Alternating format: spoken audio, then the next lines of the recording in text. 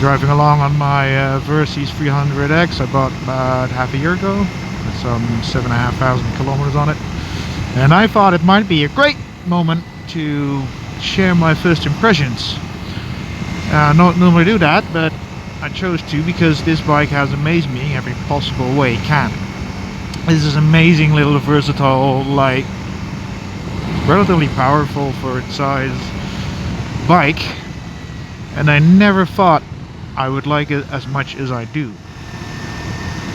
So first of all, let me tell you why I bought this bike.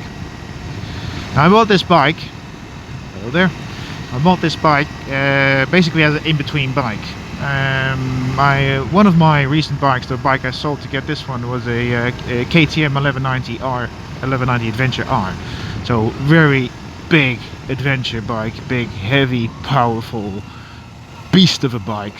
I loved it in almost every way, except that it was the R version, so it was a bit higher up, and I'm 1 meter and 80 centimeters, and the bike was just too tall for me to tiptoe around on, and it was very heavy. But used it for my commutes, it was very nice, and I had a good opportunity to sell my other bike, so I did. I was looking for something. I thought, well, let's try something different, let's try something light, and I ended up buying this. And I thought, well, let's do something cheap and light, and with a little bit of wind protection, and a little bit of do everything, some luggage space, and basically I just got this bike because I needed transport. And at first I was underwhelmed. It doesn't have power, you have to rev it like a maniac to get somewhere. But it took me 2 or 3 days to really start appreciating this little bike, because it's very nimble. It's basically just a Kawasaki Z300. It's very nimble, and it's also not powerful. I came off the 1190. It was a really powerful machine, so of course I was underwhelmed with the 300. But then again, I look at the older bikes 10-15 years ago. They didn't have much more horsepower than this. It's somewhere in the 40s. It does really good. It does good on the highways. It does good on everything, actually, and it goes up to, I took it up to 150, 160 kilometers an hour once to test it. It does that. You have to have patience. It doesn't get there fast, but it gets there. Not 60, 150. Shouldn't lie. Okay, so we're on the bike. I'll tell you something about this little Kawasaki, and what I think of it, what my impressions are after 6 months of quite intensive use. Mirrors, good. No vibrations, good view, nothing to complain about. Okay, then for these hand guards, they're not standard. They are standard Kawasaki accessories. I bought them to keep the wind off my hands. They have no protective value whatsoever other than for the wind, and they do a good job. The only thing I got aftermarket was heated grips, because I drive a lot and I like warm hands. So yeah, I can recommend that to anybody. Then the handlebars, no vibrations whatsoever. You would think with a high revving 2-cylinder you'd have some vibration, nothing. Big handlebar ends on it. No vibration whatsoever. Handlebars not too wide. It's not over aggressively wide like you have on some adventure bikes. It's wide enough to feel, and it's short enough, it's small enough to make it easier filtering through traffic, which I like, and I do a lot because I do commute drives. Okay, one thing I should talk about probably is riding position. I'd say the bike is high up on its wheels, but the seat is very low cut. That's probably the reason why it's so hard, and people complain about that. It's a very low seat, and what you get is you get kind of feeling you're inside of the bike instead of on top of the bike. I like that feeling personally. I think some other people they prefer to be more on top of the bike. I like being in the bike, so I like this position. I like the handlebars, they're good. My knees are not too bent. So for me, at 180 centimeters, this is near to perfect riding position. I can put my feet on the ground flat, no worries. So yeah, I really appreciate how I sit on the bike. Button layout, nothing special. Clutch, very, very, very light. You can push it literally with my pinky. It's absolutely very, very smooth, very light. I like that because in commutes I need it, especially on this high revving engine. This I like. This is my alarm light indicator. I don't know how that's in other countries. If here in the Netherlands, if you filter for traffic, you're not supposed to put them on. I think it's even not allowed, but most motorcycles do put them on when they filter through traffic, just to indicate that they're coming through the middle. I do that. If you've got any opinions on that, by the way, leave a comment. I don't know what the rules exactly are, but I do that, and I use that button a lot. And on other bikes it can be cumbersome, so to find it, it's somewhere else. This is just right under your thumb. I like that, I use it. Then the dashboard, very complete for such a small and cheap bike. You can see everything's in there, all the alarm indicators, trip meters, odo, clock, and what I like very much, especially on this high revving engine, is the gear indicator, slap bang in the middle in your face. The first thing you see is that big old, in this case, 5. There's some output auxiliary options you can use. Then the windscreen gets the job done. It's not perfect, it's good. Why is it not perfect, but just good? It does create some buffeting. Not too much, it's been worse. My KTM was way worse. So it's not too much buffeting around the head, but a little. But on the other hand, it's a small screen and it gets the job done. It keeps me protected, and I love it. And you only notice the buffeting on highway speeds. So yeah, I'm fine with that. I like that. Then the other side, I already mentioned the heated grips. I got them as extras, and there's nothing special here to report on that side. Going over the side of the windscreen, lighting.